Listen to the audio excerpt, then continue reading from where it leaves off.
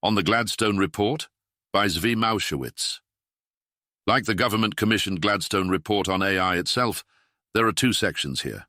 First, I cover the Gladstone Report's claims and arguments about the state of play, including what they learned talking to people inside the labs. I mostly agree with their picture and conclusions, both in terms of arguments and reported findings. However, I already mostly agreed. If these arguments and this information is new to someone and the form of a government-backed report helps them process it and take it seriously, this is good work. However, in terms of convincing an already informed skeptic, I believe this is a failure. They did not present their findings in a way that should be found convincing to the otherwise unconvinced. Second, I cover the Gladstone Report's recommended courses of action. It is commendable that the report lays out a concrete, specific, and highly detailed proposal. A lot of the details and the broader outline seem good. The compute threshold seemed too aggressive. I would suggest working to get agreement on the structure of intervention, while also talking price on the thresholds, and hopefully getting them to a better place. Executive summary of their findings. Oh no. According to the report, things are very much not great, Bob. Here is their Twitter summary thread. Edward Harris. Here's what we've been working on for over a year. The first U.S. government-commissioned assessment of catastrophic national security risks from AI, including systems on the path to AGI. TLDR. Things are worse than we thought, and nobody's in control. We started this work with concerns, but no preconceptions. We knew there were solid technical reasons that AI could eventually pose catastrophic risks. But we went in looking for reasons to change our minds. We found the opposite. Our overriding goal was to get to the truth. To do that, we had to do more than just speak to policy and leadership at the AI labs. We also connected with individual technical researchers, many of whom are way more concerned than their labs let on in public. Many of these folks came forward on condition of anonymity to share stories. Let me tell you some of the most insane stuff we learned. First off, inside one lab there's apparently a running joke that their security is so bad that they're doing more to accelerate the AI capabilities of U.S. adversaries than the adversaries themselves are. Truly crazy. But this is where we're at. It's a running joke and also probably true, as I keep noticing. All our talk of, but what about China, has to contend with the fact that China gets almost all its AI abilities directly from the United States. Some of it is spying, some of it is training using our models, some of it is seeing what is possible, some of it is flat-out open source and open model weights. But it is all on us. Needless to say, if a major lab has this kind of running joke, that is completely unacceptable. Everyone involved should be at least highly ashamed of themselves. More importantly, fix it. More detail on this issue can be found in this Good Time article. Employees at top labs fear safety as an afterthought, report says. Quotes there are not reassuring. In December, we quietly polled a handful of frontier AI researchers and asked them, what's the chance we end up on a path to a catastrophic AI outcome during the year 2024? We expected less than 1%. But no, lowest we got was 4%. Highest, up to 20%. That's a wake-up call. Catastrophic is very different from existential. If people were saying 4% to 20% existential risk for 2024 alone, I would say those numbers are crazy high and make no sense. But this is a 4%, 20% risk of a merely catastrophic outcome. If this is defined the way Anthropic defines it, so 1,000 plus deaths or 200 billion plus in damages, then I'd be on the low end of this for 2024, but I'm sure as hell not laying 26 to 1 odds against it. One researcher said he was concerned that if model was ever open-sourced, that would be horribly bad, because the model was so potentially good at persuasion that it could break democracy if it was weaponized. Still expects it to happen within 18 to 36 months. I expect this researcher is wrong about this particular model, no matter which model it is, unless it is a fully unreleased one well above GPT-4. In which case, yeah, it's pretty terrifying that they expect it to get open-sourced within 3 years. Otherwise, of course, that particular one might not get opened up, but other similar ones will. Sometimes I wonder if people think we have some sort of magical unbroken democracy lying around. Another frontier AI researcher says, it's insane that we're scaling without having a good way of telling if a model can do dangerous things or not. Sure seems like it. Does this mean the AI labs are insane? No. In fact, many of them want to do the right thing. But it's like I said, nobody's in control. The low-hanging fruit least you can do is to make coordination mechanisms easier, enforceable and legal, so that if this was indeed the situation, then one could engage in trade. Here's what I mean. We visit one frontier AI lab. An executive there tells us, "We really wish competitor wouldn't race so hard." A few weeks later, we speak to competitor, and they tell us the same thing about the first lab. In other words, the labs are locked in a race that they can't escape. The AI lab execs still act like they're running things, but the truth is the race is running them. Sounds bad. So what can we do? Well, that's where the last part of our assessment comes in, the action plan. Because along with frontier AI researchers, we spoke to over 100 of the U.S. government's top experts in WMD risk, supply chains, non-proliferation policy, defense, and other critical national security areas. And we consolidated everything into a first-of-its-kind action plan, a set of recs for a U.S.-driven initiative to improve AI safety and security on the path to AGI. To our knowledge, this is the most extensive, deeply researched, and thorough plan of its type in existence. You can get a copy of the full action plan and check out our summaries of its recommendations. Finishes with explanations and thank yous. Gladstone makes its case. Do I mostly believe the picture painted in that Twitter thread? Yes, I do. But I already believed a similar picture before reading the report. Does the report make the case for that picture to someone more skeptical? And what statements contain new information? Section 0. The attempt to give background and make the case begins mostly with facts everyone knows. This is the first thing that could be in theory new info. And while I had no public confirmation of it before, whether or not I had private confirmation, it is pretty damn obvious. Footnote page 23. According to private sources, versions of GPT-4 that exist internally within OpenAI have even more impressive capabilities. At minimum, of course, OpenAI has a version of GPT-4 that is less crippled by RLHF.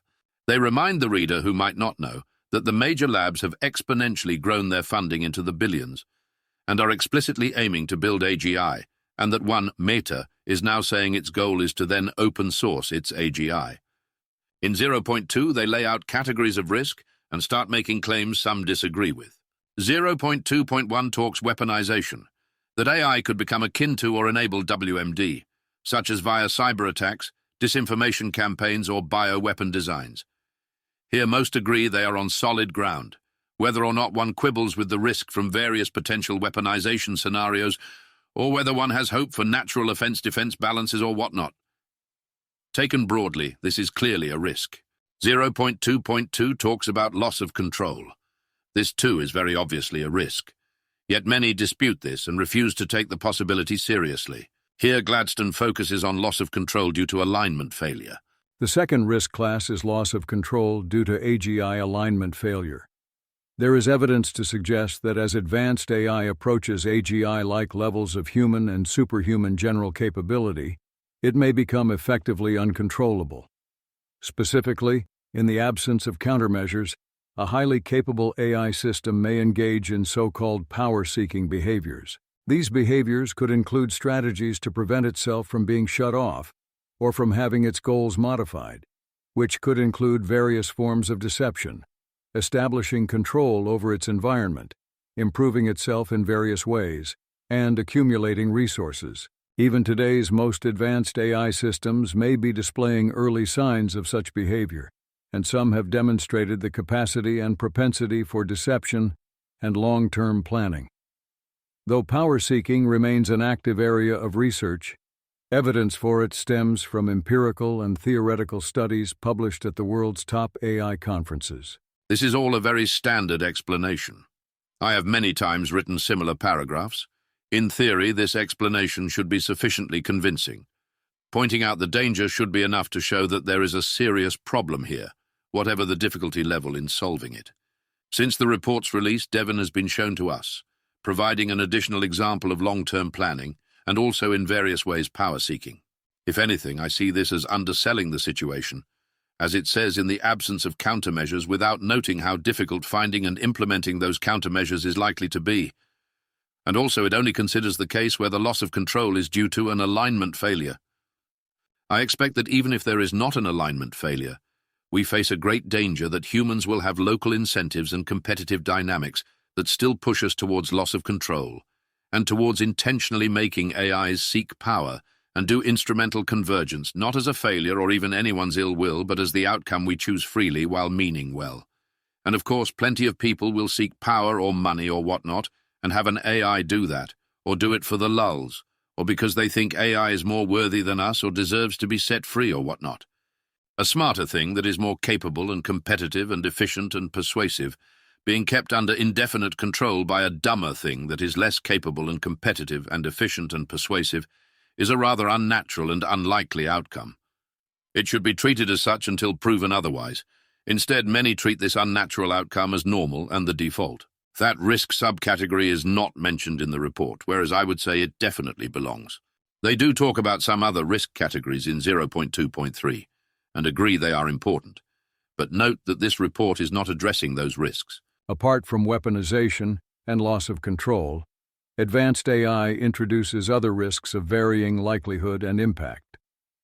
These include, among others, dangerous failures induced intentionally by adversaries, biased outputs that disadvantage certain individuals or groups, prosaic accidents like self-driving car crashes, exotic accidents due to interactions between complex networks of interdependent AI systems that may lead to cascading failures, network risk, and unpredictable and uncontrollable technological change that could itself destabilize society in ways we cannot anticipate.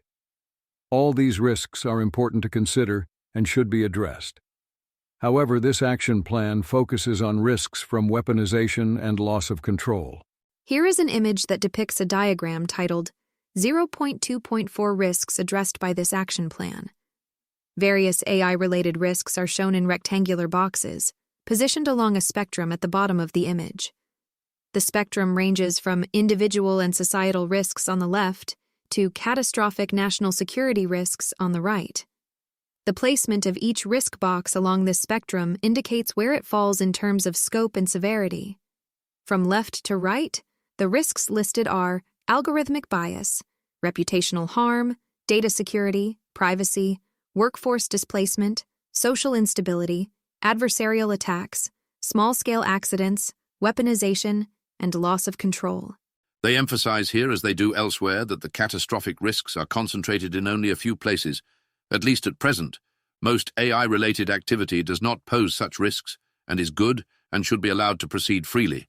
And I again respond that this means they chose the wrong thresholds. Price. 0.3 asks where the catastrophic risks might come from in terms of who creates it. They list 1.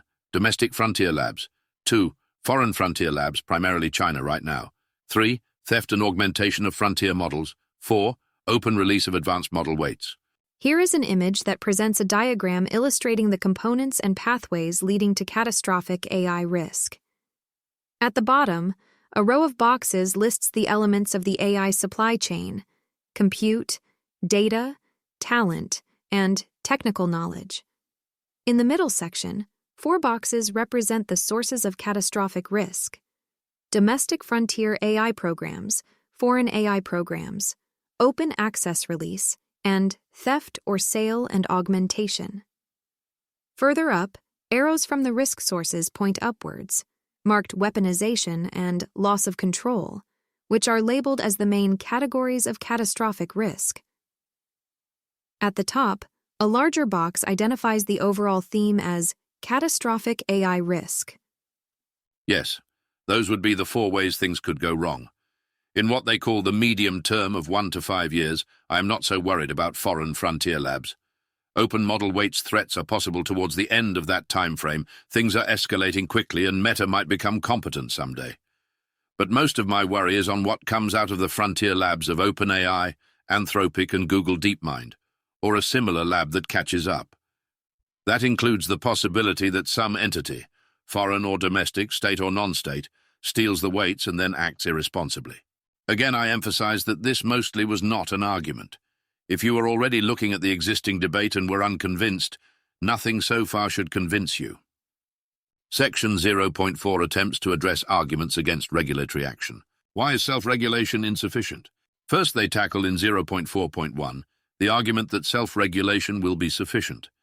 They note that yes, self-regulation is better than nothing, but it will not be enough, and provide the obvious counter-arguments. I would summarize them as 1. Frontier labs face huge pressure to race each other. Acting responsibly is seen as risking the other players winning while also being less safe. I would add that we still have not properly addressed the antitrust concerns involved here. The least we could do is allow the labs to coordinate on safety without having to worry they are taking on legal risk. 2. Their incentives to invest in security or safety are insufficient because they do not absorb the downside risks and negative externalities. 3. When doing evaluations, there will be intense pressure and temptation to fudge the results, which is very easy to do if you are not adhering to the spirit of the rules and are effectively in charge of your own evaluation. 4. AI labs lack access to classified threat intelligence. I haven't been thinking about this issue, but it could easily cause underinvestment in security. It also means that the labs might not know about safety concerns known to others, including other labs. I would then add a fifth, which is that many major labs such as Meta and Mistral have already announced their intention to be irresponsible. Many influential individuals with deep pockets, such as Mark Andreessen, react with defiance to even milquetoast non-binding statements of the form, "We should try to ensure that our AIs are safe." I consider this objection well answered, here and elsewhere. This is distinct from the argument that there is no underlying problem requiring a response of any kind. There are those who think there is no danger at all, even if capabilities advance a lot, or that until the danger is proven or modeled or more concrete, we should act as if it is not there. My response at this point is some combination of an exasperated sigh and a version of "you are not serious people." There is also the objection that AI is not going to be sufficiently capable anytime soon to be catastrophically dangerous. That all the talk from the labs is some combination of optimism and hype. This is all going to hit a wall soon in one of various ways. I do think such an outcome is possible. The counter-argument offered by the Gladstone report is that this is very much not what the labs themselves and their engineers in best position to know, expect, and that this has to carry substantial weight, enough to justify well-targeted intervention that would do little if there were no major pending capabilities gains. I buy that, although it again raises the question of where they put the thresholds. What about competitiveness? In 0.4.2, they address the objection that regulation could damage American innovation and competitiveness. They somewhat bite the bullet, as one must.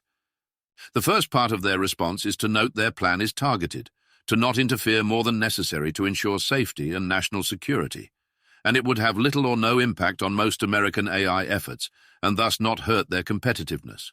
The second part of their response is to say, well, yes, if the result of being maximally competitive and innovative would be to risk existential or other catastrophe, if the way we are being that competitive and innovative is to disregard and effectively socialize the downside risks, you are going to hurt competitiveness and innovation by not letting the labs do that. This is not an avoidable cost, only one we can minimize, as they claim their plan attempts to do. The third part of the response is that the cybersecurity requirements in particular favor American competitiveness on net. If foreigners can steal the weights and other lab secrets, then this helps them compete and nullifies our advantages. Not pricing in that externality does not help us compete, quite the opposite. They do not make other counter-arguments one could make here. This is an ongoing thing, but I'll briefly reiterate here. It is common for those making this objection to fully adapt the argumento ad absurdum, claiming that any regulation of AI of any kind would doom America to lose to China, or at least put us at grave risk of this. And they say that any move towards any regulation starts a process impossible to stop, let alone undo. When they see any regulation of any kind proposed or pushed anywhere, they warn of that area's inevitable economic doom. And in the case of the EU, they kind of have a point when all taken together. But I have not been able to bring myself to read the full bill all the way, and now my eyes make it stop. Someone make it stop. I really do not think I am straw-manning. The response, of course, is that America has a big lead over its competitors in numerous ways. If your main rival is China, or the EU, or even the UK, are you saying that China is not regulated? Why shouldn't China inevitably lose to America, given all the vastly worse restrictions it places on its citizens and what they can do, that mostly have nothing directly to do with AI? Also, I won't go over the evidence here, but China is not exactly going full Leroy Jenkins with its AI safety protocols or public statements, nor is it showing especially impressive signs of life beyond copying or potentially stealing our stuff, including our open model weight stuff, which is free to copy. As with everything else, the real question is price. How much competitiveness? How much innovation? What do we get in return? How does this compare to what our rivals are doing on various fronts, and how would they react in response? If implemented exactly as written in the Gladstone report, with its very low thresholds, I believe that these restrictions would indeed gravely harm American competitiveness and drive AI development overseas, although mostly to the UK and other friendly jurisdictions rather than China. If implemented with the modified thresholds I suggest, I expect minimal impact on competitiveness and innovation, except for future potentially dangerous frontier models that might hit the higher threshold levels. In which case, yes, not disregarding the risks and costs is going to mean you take a hit to how fast you get new things. How else could this possibly work? Do you think that it doesn't take longer or cost more when you make sure your bridge won't fall down? I still highly recommend making sure the bridges won't fall down. How dare you solve any problem that isn't this one? 0.4.3 responds to the standard argument from the ethics crowd, that catastrophic risk could divert attention from other issues. The report gives the standard argument that we should and must do both, and there is no conflict. We should deal with catastrophic risks in proportion to the threat. Nothing proposed here makes other issues worse, or at least the other issues people tend to raise here. More than that, the interventions that are proposed here would absolutely advance the other issues that people say this would distract from, and lay groundwork for further improvements. As always, the distraction argument proves too much. It is a general counter-argument against ever doing almost anything. It also ignores the very real dangers to these other issues. Working for social justice is like fetching the coffee, in the sense that you cannot do it if you are dead. Some instrumental convergence from the humans, please. If you think the catastrophic risks are not worth a response, that there is no threat, then by all means argue that. Different argument. See 0.4.4 coming right up. If you think the catastrophic risks are not worth a response, because they impact everyone equally and thus do not matter in the quest for social justice, or because you only care about today's concerns, and this is a problem for future Earth, and you do not much care about the future or something like that, then please speak directly into this microphone. What makes you think we need to worry about this? 0.4.4 deals with the objection I've been differentiating above, that there is nothing to worry about, no response is needed. They cite Jan LeCun and Andrew Ng as saying existential risk from AI is very low. The report responds that they will present their evidence later, but that numerous other mainstream researchers disagree, and these concerns are highly credible. As presented here, all we have are dueling arguments from authority, which means we have exactly nothing useful. Again, if you did not previously believe there was any catastrophic risk in the room after considering the standard arguments, you should not, as of this point, be changing your mind. They also mention Richard Sutton and others who think humanity's replacement by AI is inevitable, and we should not seek to prevent it. Instead, we should do succession planning. To which I traditionally say, of course, please speak directly into this microphone. The fact that, by some accounts, 10% of those in the field hold this view, that we should welcome our future AI overlords in the sense of letting humanity be wiped out, seems like a very good reason not to leave the question of preventing this up to such folks. What arguments are missing? They leave out what I consider the best arguments against regulation of AI. The best argument is that the government is terrible at regulating things. They reliably mess it up, and they will mess it up this time as well, in various surprising and unsurprising ways. You do not get the regulations you carefully crafted. You get whatever happens after various stakeholders butcher and twist all of it. It does not get implemented the way you intended. It then gets modified in ways that make it worse, and later expanded in ways you never wanted, and recovery from that is very difficult. That is all very true. The choice is what you can realistically get versus nothing. So you have to make the case that what you will get in practice is still better than doing nothing. Often this is not the case, where no action is a second-best solution, but it beats trying to intervene. A related good argument, although it is often taken way too far in this context, is the danger of regulatory capture. Yes, one could argue the major players are the ones hurt by these laws as written. But by writing such laws at all, you eventually put them in position where they will work the system to their advantage. I would have liked to see these arguments addressed. Often in other cases, regulations are passed without anyone noticing such issues. I do think it is clear that proposals of this form clear these hurdles. The alternative is too unacceptable and forces our hand. The proposals here, and the ones many have converged on over the past year, are chosen with these considerations squarely in mind. Another common argument is that we do not yet know enough about what regulations would be best. Instead, we should wait until we know more, because regulations become difficult to change. My response is threefold. First, in this situation, we cannot wait until the problems arise, because they are existential threats that could be impossible to stop by the time we concretely see or fully understand exactly what is going wrong. There is a lot of path dependence, and there are lots of long and variable lags lie in our future responses. Second, I think this objection was a lot stronger a year ago when we did not have good policy responses available. At this point, we know quite a lot. We can be confident that we know what choke points are available to target with regulation. We can target the chips, data centers and hardware and very large compute-intensive training runs. We can hope to gain control and visibility there, exactly where the potential existential and catastrophic risks lie, with minimal other impact. And the geopolitical situation is highly favorable to this strategy. What is the alternative regime being proposed? Aside from a hope for the best or wait and see, I see no other proposals. Third, if we do not use this regime and we allow model proliferation, then the required regulatory response to contain even mundane risks would leave a much bigger footprint. We would be forced to intervene on the level of any device capable of doing inference, or at minimum of doing fine-tuning. You do not want this. And even if you think we should take our chances, I suggest brushing up on public choice theory. That is not what we would do in that situation if humans are still in control. Of course, we might not be in control, but that is not a better outcome or a reason to have not acted earlier. There are, of course, other objections.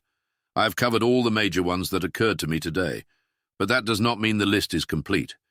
If I missed a major objection, and someone points that out in the first day or so, I will edit it in here. Tonight at 11, Doom. The next section is entitled Challenges.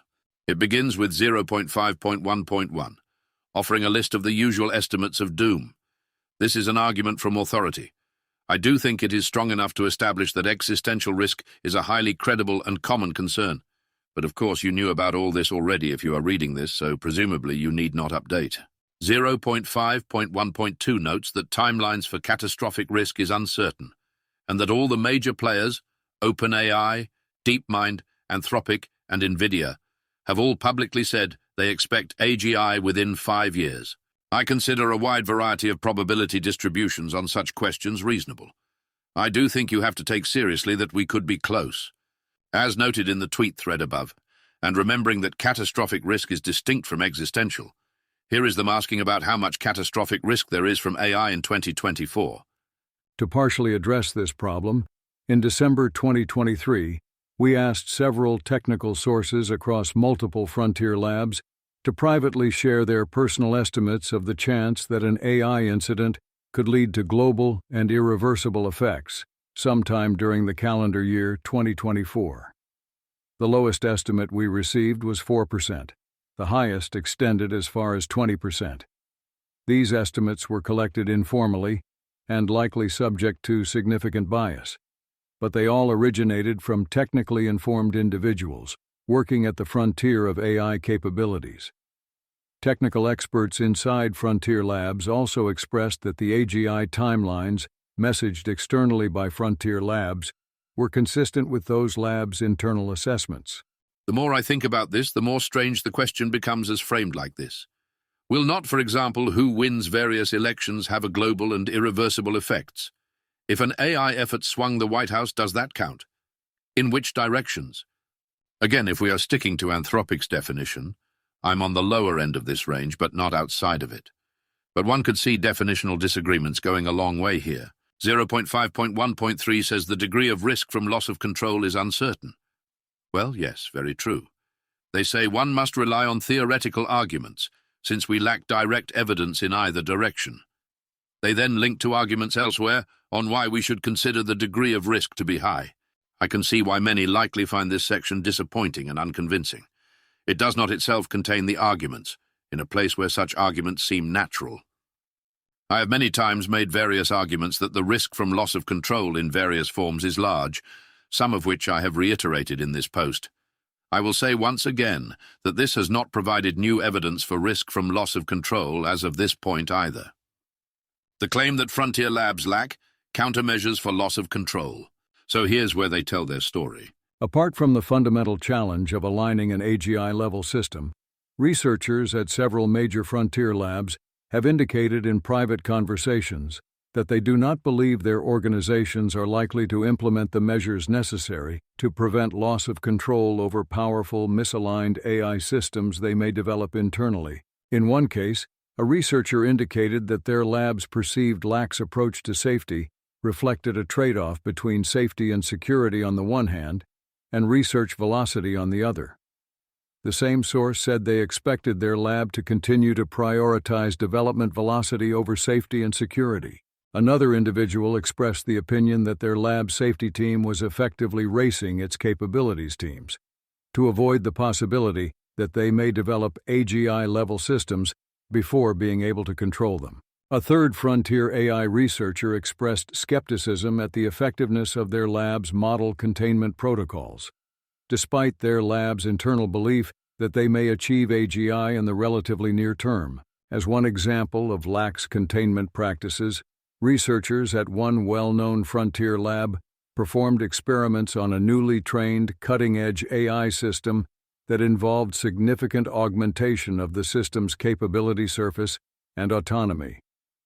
These experiments were unmonitored at the time they were performed, were conducted before the system's overall capability surface was well understood, and did not include measures to contain the impact of potential uncontrolled behavior by the system. On the other hand, multiple researchers have also privately expressed optimism that the necessary measures could be developed and implemented if frontier labs had enough time and a stronger safety culture than they currently do.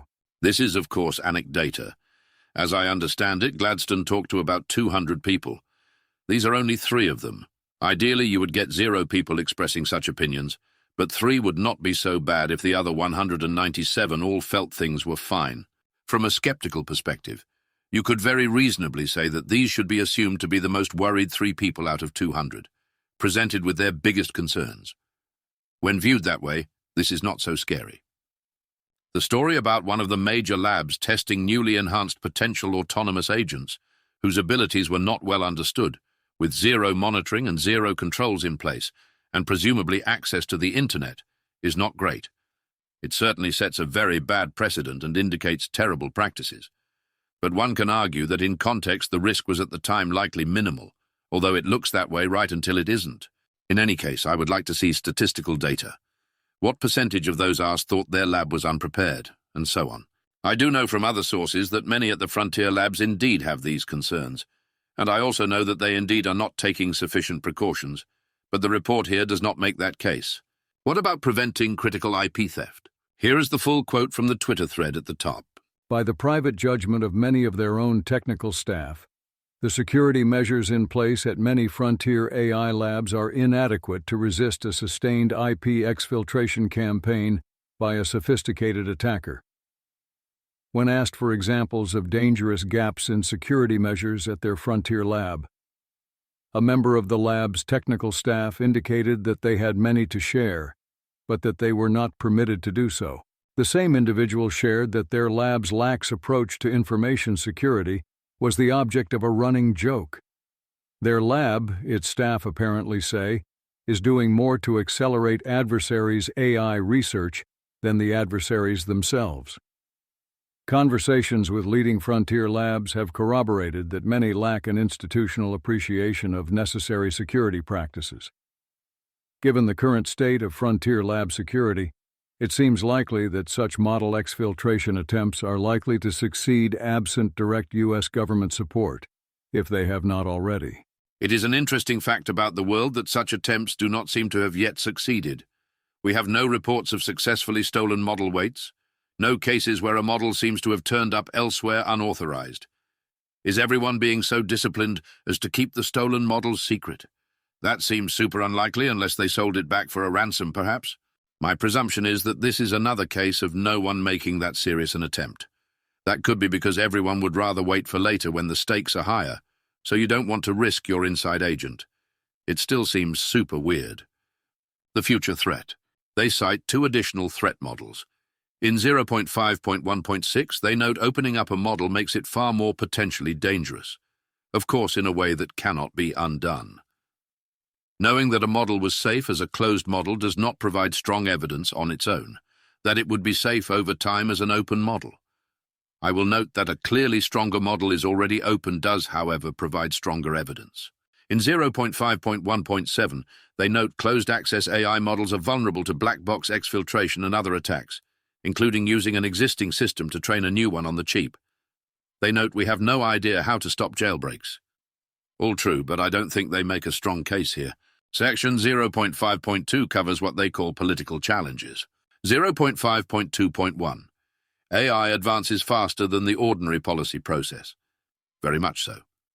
Any effective response needs to either be skating where the puck is going to be, or needs to be ready to respond outside of normal policy channels in order to go faster. Ideally, you would have both. You would also need to be on the ball in advance. 0.5.2.2. The information environment around advanced AI makes grounded conversations challenging. That is quite the understatement. It is ugly out there. He mentions effective altruism here. So this is a good time to note that while the ideas in this report line up well with ideas from places like Less Wrong and others worried about existential risk, Gladstone was in no way funded by or linked to EA.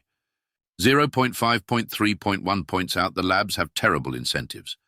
The report also effectively confirms here that frontier labs throughout presumably means the big 3 only. There are big winner-take-all effects, potentially the biggest ever. 0.5.3.2 notes that supply chain proliferation is forever. You cannot take back physical hardware or the ability to manufacture it in hostile areas. You need to get out in front of this if you want to use it as leverage.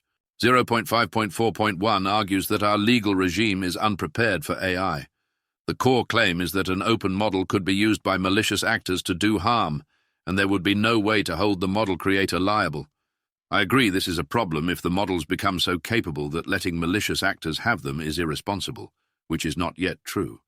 They suggest liability might not alone be sufficient, and do not mention the possibility of requiring insurance a la Robin Hanson. In general, the problem is that there are negative externalities from these products, for which the creators cannot be held liable or otherwise legally responsible. We need a plan to address that, no matter what else we do. Gladstone does not have a legal action plan, though. It focuses on other aspects. That all sounds bad. What should we do? What does Gladstone AI propose we do about this? They propose 5 lines of effort. 1. Establishing interim safeguards. Wait, we don't have interim safeguards. By monitoring developments in advanced AI to ensure USG's view of the field is up to date, create a task force to coordinate implementation and place controls on advanced AI chip supply. 2. Strengthen capability and capacity. Working groups, preparedness through education and training, early warning frameworks, scenario-based contingency plans, the things you would do if you worried about something. 3. Support AI safety research. Well, yes. 4. Formalize safeguards in law. I certainly hope so, whatever safeguards are chosen. New regulatory agency is proposed, with new liability and potential emergency powers to respond to threats. I say, Facebook meme style, just powers. Never base your plan on emergency powers, either grant the powers or don't. 5. Internalize advanced AI safeguards. Build consensus, enshrine in international law, establish an international agency, control the supply chain. I mean, yeah, sure, all of that seems good if implemented well, but also all of that seems to sidestep the actually hard questions. It is enough to make some people cry bloody murder, but those are the people who, if they were being consistent, would oppose driver's licenses. The only concrete rule here is on chip exports, where everyone basically agrees on principle, and we are at least somewhat already trying. The actual actions are presumably in the detailed document, which you have to request. So I did so, accurately, I think, at this point. Calling myself media, we'll see if they give it to me. This Time article says yes, the actual detailed proposals are for real. Billy Perigo. Congress should make it illegal, the report recommends, to train AI models using more than a certain level of computing power. The threshold, the report recommends, should be set by a new federal AI agency, although the report suggests, as an example, that the agency could set it just above the levels of computing power used to train current cutting-edge models like OpenAI's GPT-4 and Google's Gemini. The new AI agency should require AI companies on the frontier of the industry to obtain government permission to train and deploy new models above a certain lower threshold, the report adds.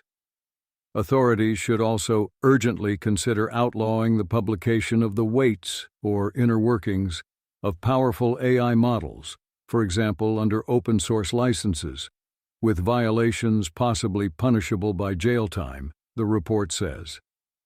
And the government should further tighten controls on the manufacture and export of AI chips and channel federal funding toward alignment research that seeks to make advanced AI safer, it recommends. The report's recommendations, many of them previously unthinkable, follow a dizzying series of major developments in AI that have caused many observers to recalibrate their stance on the technology. Greg Colborn. Great to see a U.S. Gov-commissioned report saying this. Not pulling any punches in using the word default, could behave adversarially to human beings by default. Hope the U.S. government takes heed of the recommendations. Always interesting what people consider unthinkable. This is exactly the standard compute limit regime.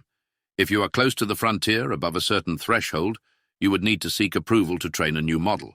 That would mean adhering to various safety and security requirements for how you train, monitor, and deploy the model.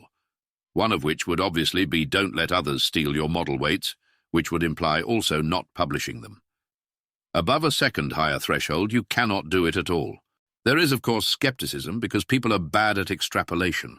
The proposal is likely to face political difficulties.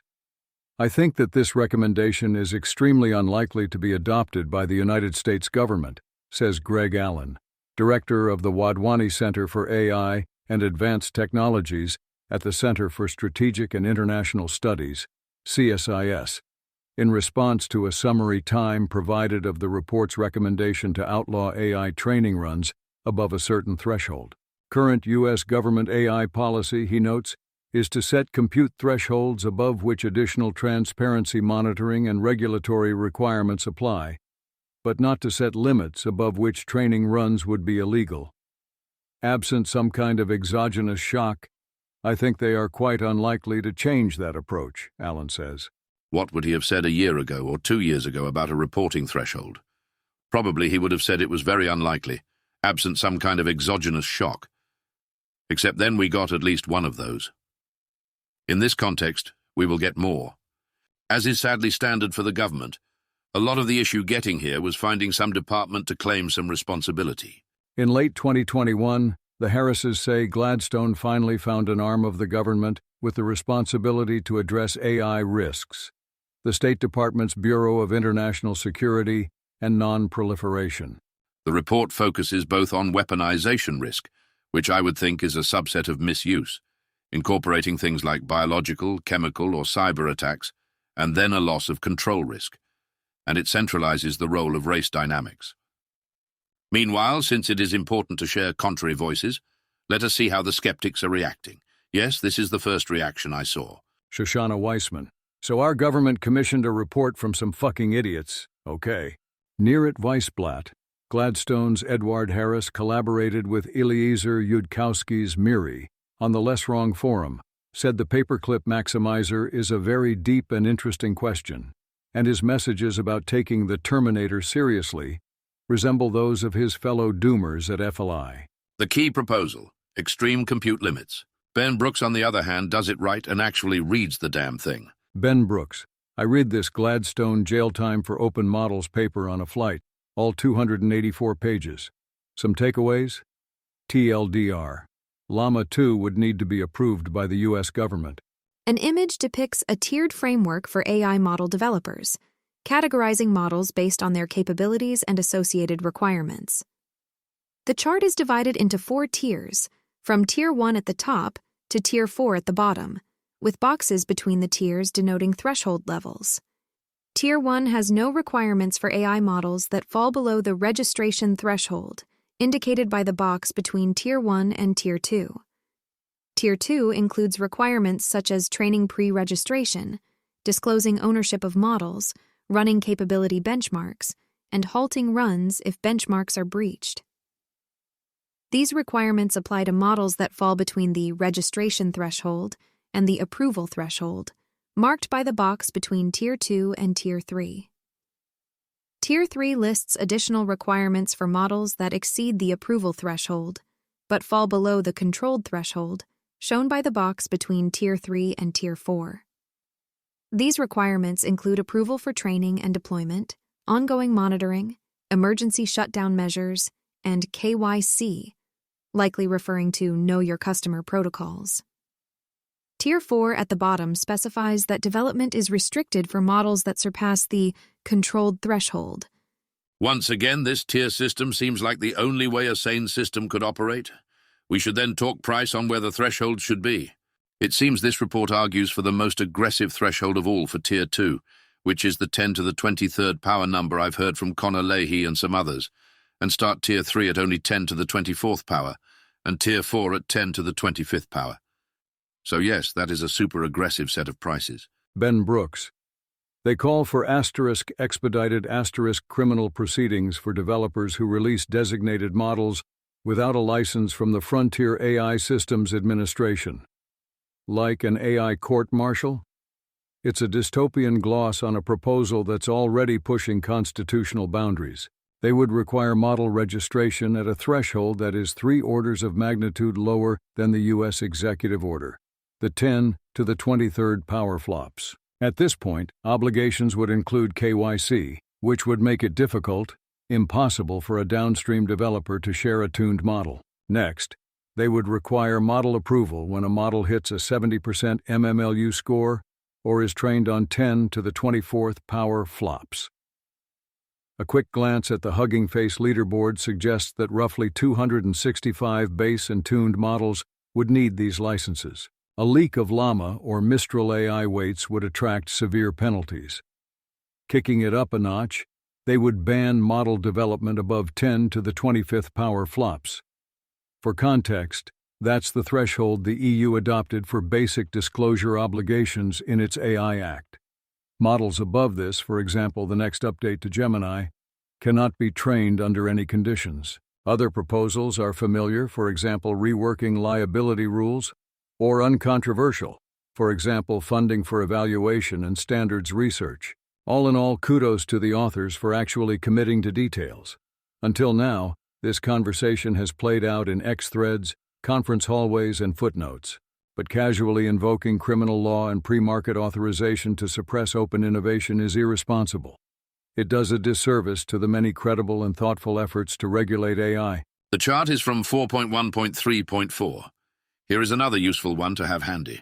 An image titled Stages of AI Development presents a summary of key licensing requirements at each stage of the AI product lifecycle under RADA safeguards, as indicated by the caption. A diagram is divided into 4 columns, each representing a different stage: planning, training, pre-deployment, and deployment. Within each column, bullet points list the specific requirements and actions associated with that stage.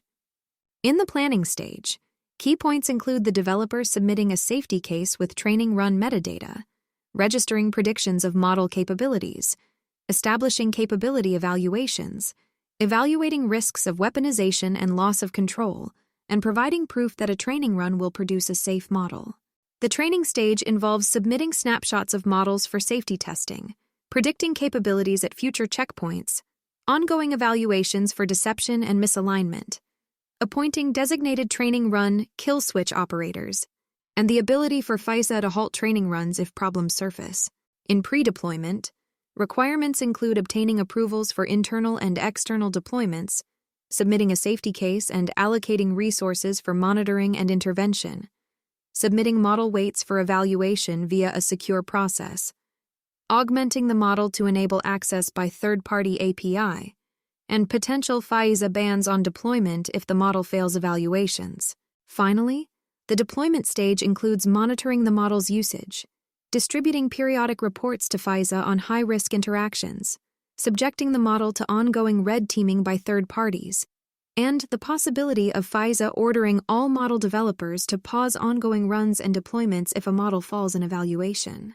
In addition to flops, you can also qualify as Tier 3 with a 70% on the MMLU, although only Tier 2 models are required to check this. Their view is that the leak of the weights of a Tier 3 model is an irreversible event that could create significant national security risk. It would indeed be irreversible, but would it harm national security? What does it mean to be in the 10 to the 24th power to 10 to the 25th power range? We don't know the exact answer, but the meticulous estimate says that GPT-4 was trained on 2.1 times to 10 to the 25th power flops, based on an estimate by Epoch, which makes it a Tier 4 model, along with Gemini Ultra, and just barely Inflection 2 and presumably Claude 3.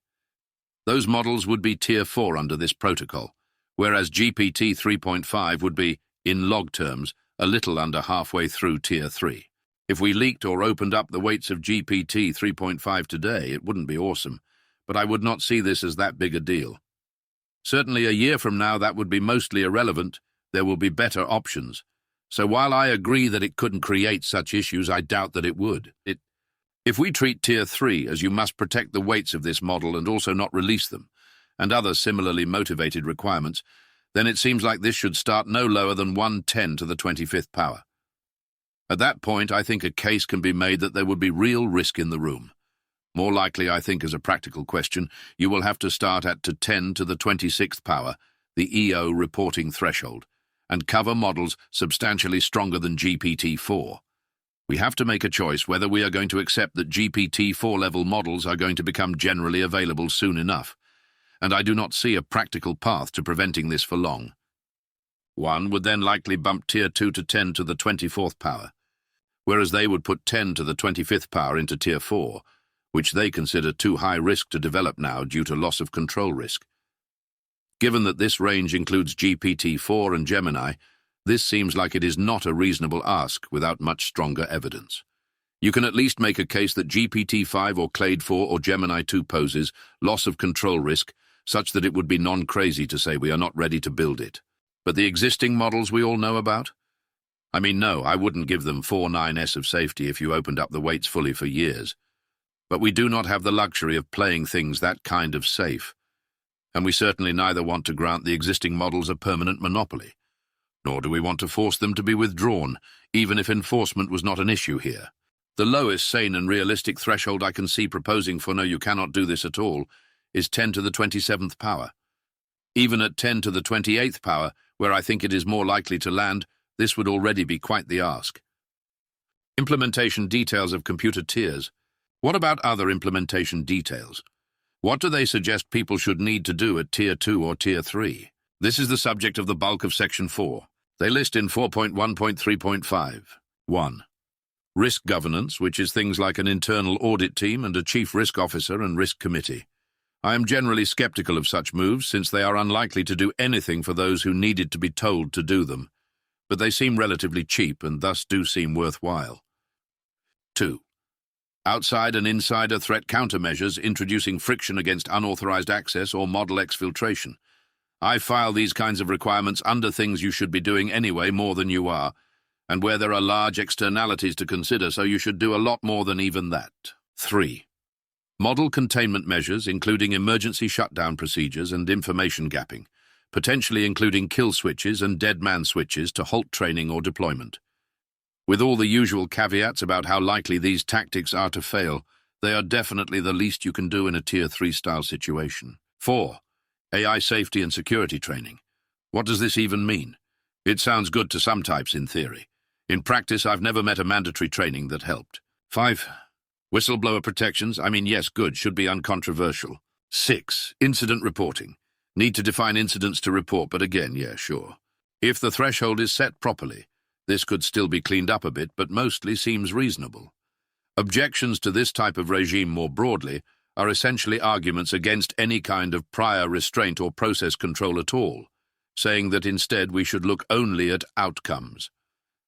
In Section 4.1.4, they discuss publication controls on AI capabilities research. mentioning the worry that such research often happens outside major labs. They mention DPO, AutoGPT, and flash attention. I get why they want this, but pushing this hard this far does not seem great. In 4.2.1, they propose imposing civil liability on creators of AI systems on a duty of care basis, including preventing inadvertent harm, preventing infiltration of third-party systems, safeguarding algorithmic configurations of advanced AI including model weights, and maintaining security measures against unauthorized use. This is a combination of strict liability for harms and a ban on open model weights, even if you thought that liability wasn't an issue. They propose that you could choose to enter Tier 3 on purpose to protect against strict liability, which could be an alternative to imposing super low compute thresholds. You can decide if you think your LLM is dangerous and pay the costs if you are wrong. Open model weights presumably are not okay in Tier 3 and are okay in Tier 1. The question is where in Tier 2, from its start to its finish, to draw the line. 4.2.2 is where they discuss criminal liability. They point out that the stakes are sufficiently high that you need criminal penalties for sufficiently brazen or damaging violations. Felonies could include disregarding an emergency order to halt AI development activities, engaging in development activities that require a license following the rejection of a license application, and breaching the conditions of a license, especially if these violations lead to heightened security risks or cause damages exceeding a significant monetary threshold, for example, $100 million, or if the entity or its management have prior convictions under this liability framework. The first two here seem like very reasonable things to be felonies. If the stakes are existential risk, then this is willful ignoring of a direct order to stop. Breaching the conditions sounds potentially vague. I would want to pin that down more carefully. The asks here are clearly on the aggressive end and would need to be cut back a bit and, more importantly, carefully codified to avoid being too broad. But yes, these are the stakes. 4.2.3 proposes emergency powers, which should always make one nervous. In this case, the emergency power looks like it would be confined to license suspension, demanding certain abilities be halted and precautions be taken up to a general moratorium, with ability to sue for economic damages if this is not justified later. I hate the framing on this, but the substance seems like something we want in our toolkit. The ability to act now if AI threatens to get out of control and force a company to stand down until we can sort it out. Perhaps we can find a slightly different way to enable this specific power. The quest for sane international regulation. Section 5 is about the quest for international cooperation, with the report's ideal end state being a treaty that enforces the restrictions from Section 4, reporting requirements on cloud providers and also hardware-based tracking. That seems like the correct goal, conditional on having chosen the correct thresholds. If the thresholds are right, they are right for everyone. One reason not to aim too low with the numbers is that this makes international cooperation that much harder. Deeper monitoring than this would have benefits, but they rightfully step back from it, because this would too heavily motivate development of alternative supply chains and development programs. How do we get there? Well, saying what one can about that is the kind of thing that makes the report 284 pages long. Well, 161 if you don't count acknowledgements and references. 5.2.1 says to coordinate domestic and international capacity building, starting with policymaker education outreach in 5.2.1.1. They do have a good note there. Part of the substance of this educational content is outlined in LOE 2.2. Additionally, based on our direct experience briefing U.S. and international policymakers on this issue, we believe these educational efforts should 1. Emphasize specific, concrete, and tangible scenarios relevant to AI risk and national security. See Annex C, example, AI alignment, failure scenarios, and 2. Explain that the build versus use distinction that exists for nuclear weapons may not exist for sufficiently capable AI systems, meaning that simply building such a system with no intent to deploy it may in and of itself be a dangerous action. Introduction 0, 2.2, and 3. Clarify that because of this unusual risk profile, the international community may need to implement rules above and beyond those already in place for less capable AI systems, such as lethal autonomous weapons, laws. The first point here has been said before and is especially important. There is a class of people who are almost all of NatSec, who simply cannot imagine anything except a specific, concrete and tangible scenario. In addition, many can only imagine scenarios involving a foreign human enemy, which can be a rival nation or a non-state actor. That means one has to emphasize such threats in such conversations, even though the bulk of the risk instead lies elsewhere. In future, harder to specify threats that largely originate from the dynamics surrounding the AIs themselves, and the difficulties in controlling alignment, direction, access, and usage over time as capabilities advance. One must keep in mind that even if one restricts only to the scenarios this permits you to raise, that is still sufficient to justify many of the correct interventions. It is imperfect, but the tangible threats are also very real and require real responses, although the resulting appropriate prices and details will of course be different.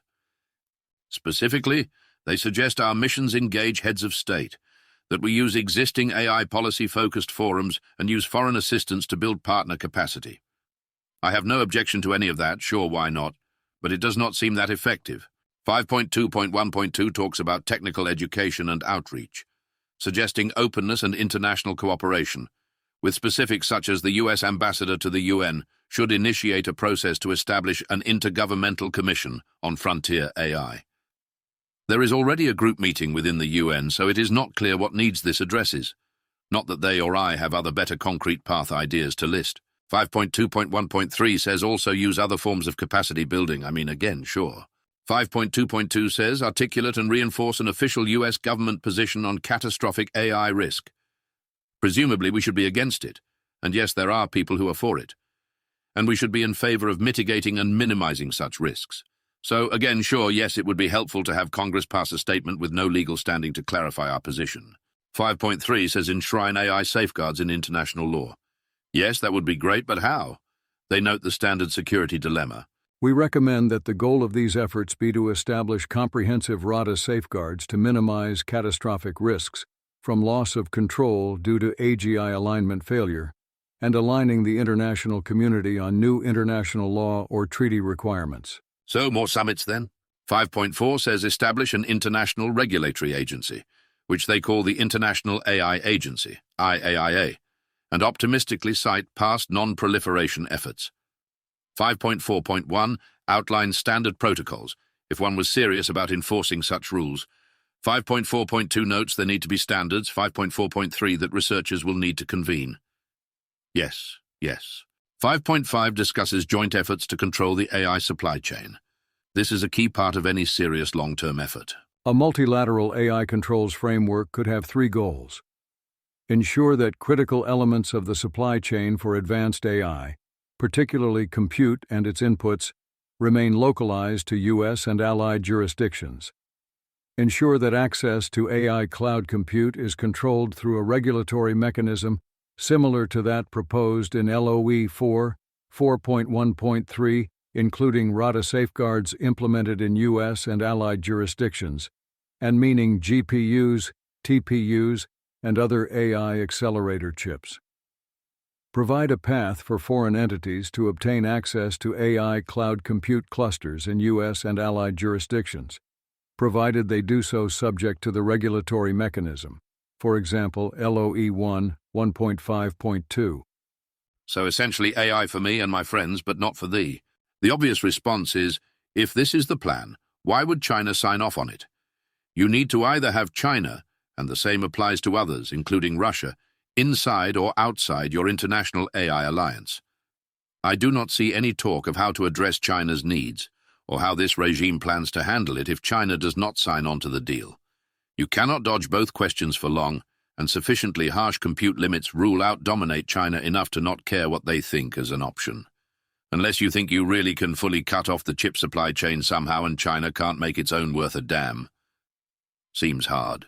5.5.1 points out that alternative paths, like attempting controls on the distribution or use of open data or open models, flat out do not work. The only way to contain open things is to not create or open them up in the first place. That is the whole point of being open, to not have anyone be able to stop users from doing anything they want. 5.5.2 outlines who has key parts of the AI supply chain. Most key countries are our allies, including Israel. although the UAE is also listed. 5-point size is entitled Open Challenges and seems curiously short. It notes that the incentives are terrible, reliable verification is an open problem, and algorithmic improvements threaten to render the plan moot eventually, even if it works. Well, yes, those are some, but far from all of the open challenges. That does not mean give up. Giving up definitely doesn't work. The other proposals. Section 1 proposes interim safeguards. 1.2 suggests an AI observatory for advanced AI, which they call AIO. Certainly there should be someone and some government group that is in charge of understanding what is happening in AI. It would, 1.2.1, monitor frontier AI development, study emergency preparedness, and coordinate to share information. This should not be objectionable. The only argument against it that I can see is that you want the government to be blindsided and unable to intervene, because you are opposed on principle, or for other reasons, to anything that USG might do in AI, period. And you are willing to risk them flailing around blind when the first crisis happens. 1.3 suggests establishing responsible AI development and adoption safeguards for private industry. They mention responsible scaling policies, RSPs, such as that of Anthropic, and would expand this across the supply chain. As with all such things, price and details are key. Certainly it would be good to get other labs to the level of Anthropic's RSP and OpenAI's preparedness framework. This seems realistic to get via voluntary cooperation, but also you might need to enforce it. Meta does exist. I presume the report authors would want to be much stricter than that, based on their other recommendations. 1.3.1 talks implementation details, mentioning 4 laws that might allow executive authority, including everyone's favorite, the Defense Production Act, but noting that they might not apply. 1.3.2 makes clear they want this to mostly be the same system they envision in Section 4, which is why I wrote up Section 4 first. They make clear the need to balance safety versus innovation and value creation. I think they get the price wrong and ask too much, but the key is to realize that one must talk price at all. 1.4 says establish a task force to do all this, facilitating responsible development and watching out for weaponization and loss of control as threats, and lay the foundation for transition to the regime in Section 4, which seems remarkably similar to what they want out of the gate. Again, yes, sure. There is also their Plan B if there is no short-term path to getting the RADA safeguards similar to Section 4, and one must rely on interim voluntary safeguards. An image titled Figure 5 illustrates the safeguards to introduce to frontier AI developers, AI hardware owners, and data center infrastructure providers in the event that RADA safeguards can, Plan A, and cannot, Plan B, be mandated. The left side of the image labeled Plan A, RADA Safeguards Implemented, shows a hierarchy of licensing thresholds for AI model developers.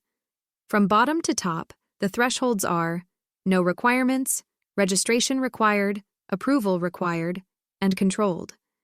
The AI hardware owner has no requirements at the lower level and requires reporting, inspection, and KYC at the higher level. The data center infrastructure provider follows the same requirements as the AI hardware owner. On the right side, Plan B, No RADA Safeguards lists a set of voluntary commitments, Annex 1, for entities to negotiate in the absence of mandated RADA safeguards.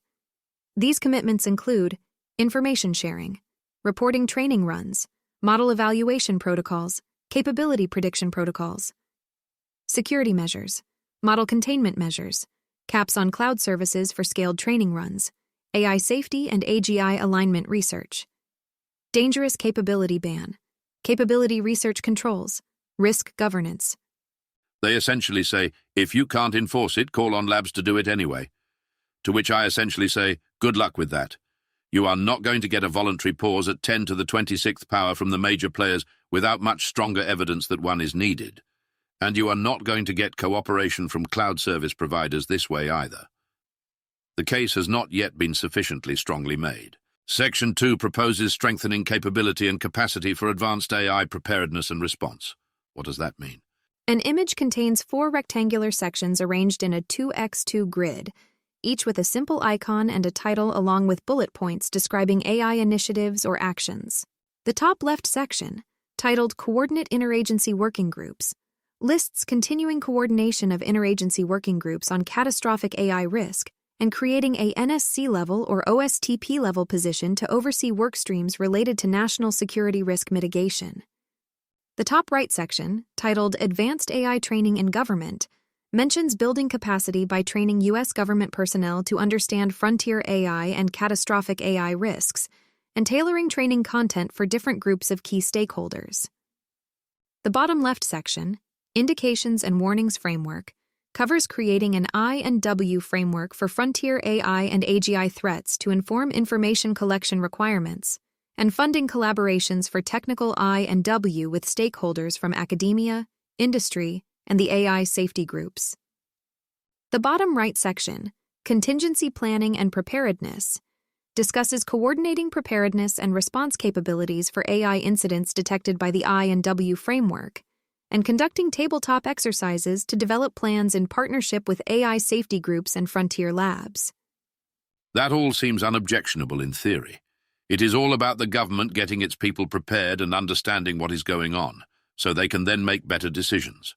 Again, the objection would be if you think the government will use better information to make worse decisions, because government intervention is all but assured to be negative, and more info means more action or more impactful action.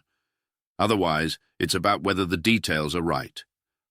I mostly would prefer to leave such questions to those who know more. Their list of stakeholders seems plausible on first reading, but also seems like they included everyone without trying hard to differentiate who matters more versus less. Their suggested topics seem fine as basic things more people should know. I would look closer if this was the draft of a bill or executive order. Again, on first glance it seems fine, but could use more prioritization. This is more facts than people are able to absorb. You are not going to get everything here, you must choose. Finally, in terms of the ordering here, there is Section 3 on investment in technical AI safety research and standards development. An image contains two rectangular sections side by side, each with a simple icon and a title along with bullet points describing initiatives to increase national investment in AI safety research and standards development. The title at the top reads LOE3, Increase National Investment in Technical AI Safety Research and Standards Development. The left section, titled Federally Funded AI Safety and Security Research, lists direct federal investment in AI safety, AI security, and AGI alignment research with different levels of sensitivity and disclosure. It also mentions supporting collaborations with frontier labs, academics, AI safety labs, and cleared U.S. government experts. The right section, titled Standards and Standards Development Practices, discusses developing standards for responsible AI development and adoption safeguards addressing catastrophic risks. It also mentions developing approaches to evaluate AI models for catastrophic risks, recognizing the limitations of AI evaluations. They note that some research can be done on public open models and should be shared with everyone. Other research requires access to proprietary frontier models, and the government could help facilitate and fund this access, including developing dedicated secure infrastructure. They don't talk about sharing the results, but presumably this should be shared mostly but not always. And finally, there will be national security research, which will require both unrestricted frontier model access and need to be done in a classified context. And much of the results will not be things that can be published. Again, all of that seems right, and it would be great to have funding to support this kind of work. That does not mean the government is up to the task at all these levels, given the restrictions it operates under. It is not implausible that government funding would be so delayed, bureaucratized, and ill-targeted that it would end up doing little, no, or even negative good here. I do think we should make the attempt, but have our eyes open. After some standard stuff, 3.2 discusses proposed standards for AI evaluations and RADA safeguards, mostly to warn in 3.2.1.1 that current evaluations cannot provide comprehensive coverage or predict emergence of additional capabilities. You can never prove a capability is absent, or at least you can't if it was at all plausible it could ever have been present. Obviously, we know a lot of things. For example, GPT-2 cannot ever do. As they warn in 3.2.1.3, evaluations can easily be undermined and manipulated if those doing them wish to do so. Where the spirit of the rules is not being enforced, you are toast. There are no known ways to prevent this. The best we have is that the evaluation team can be distinct from the model development team, with the model development team unaware of changing and uncertain evaluation details. So we need that kind of regime, and for AI labs to not effectively have control over who does their evaluations. At minimum, we want some form of testing for gaming the test. Also key is 3.2.1.4's warning that AI evaluations could fail systematically in high-capability regimes due to situational awareness, manipulation of evaluations by the AI, and deceptive alignment. We saw clear signs of this in the sleep agent paper from Anthropic. Claude Opus has shown signs of it as well, and this needs to be understood as less an unexpected failure mode and more the tiger going tiger. If the AI is smarter than you are going to have a hard time having it not notice it is in a test. And in addition to the instrumental convergence and other obvious reasons to then game the test, you know what the training data is full of? Humans being situationally aware that they are being tested and doing what it takes to pass. Everyone does it. Conclusions, both theirs and mine. There is lots more. One can only read in detail so many 284-page, or even de facto 161-page if you skip the appendixes and references and acknowledgements, documents. Their conclusion makes it clear how they are thinking about this. AI is a technology fundamentally unlike any other. It holds vast potential to elevate human well-being, but could also be deliberately weaponized or exhibit accidental failures that have catastrophic consequences. Our recommendations focus on mitigating the most unrecoverable catastrophic risks advanced AI poses. Introduction 0.5.1.1, while preserving its potential for positive impact. Introduction 0.4.2. Frontier AI labs have publicly suggested that such dangerously capable systems could be developed in the near future, and possibly within the next 5 years. Introduction 0.5.1.2. Both categories of risk have the potential, in the worst case, for unrecoverable catastrophic impact on human welfare. In the face of these challenges, bold action is required for the United States to address the current, near-term, and future catastrophic risks that AI poses while maximizing its benefits, and successfully navigate what may be the single greatest test of technology governance in the nation's history. The Gladstone report can again be thought of as two distinct reports. The first report outlines the threat. The second report proposes what to do about it. The first report rests on their interviews inside the labs and on the high degree of uncertainty throughout, and citing many properties of current AI systems that make the situation dangerous. As they summarize: 1. Advanced AI labs lack sufficient safety and security precautions on many levels. 2. Advanced AI models can have capabilities that evaluations fail to identify. A small team cannot anticipate everything the whole world can figure out over time. 3. Advanced AI lab workers expect the possibility of existentially dangerous AI soon. 4. Things are moving too fast and involve too many moves that cannot be undone or fixed, especially releasing or failing to secure model weights, but also many other things. 5. A reactive posture is not viable. We cannot afford to wait and then pass laws or take action after things go wrong. To make this work, we will eventually need international cooperation. And international cooperation takes time and relies on establishing credibility and clear positions and goals. I am alarmed, although not as alarmed as they are, and do not support the full price they are willing to pay with their interventions, but I believe the outline here is correct. Artificial General Intelligence, AGI, could arrive soon, and it could be quickly followed by Artificial Superintelligence, ASI. It will pose an existential threat when it arrives, and we are very much not prepared. Security measures are woefully inadequate, even for worries about national security, stolen weights, and mundane harms. Does the Gladstone report make a strong case that this is true, for those who did not already believe it? For those taking a skeptical eye, and who are inclined to offer the opposite of the benefit of the doubt? That is a different question. Alas, I do not believe the report lays out its interview findings in convincing fashion. If you did not believe it before, and had considered the public evidence and arguments, this need not move your opinion further.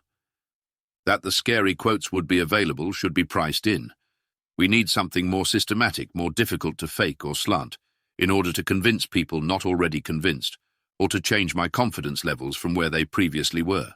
Its logical arguments about the situation are good as far they go, highly solid and better than most. They are also reiterations of the existing debate.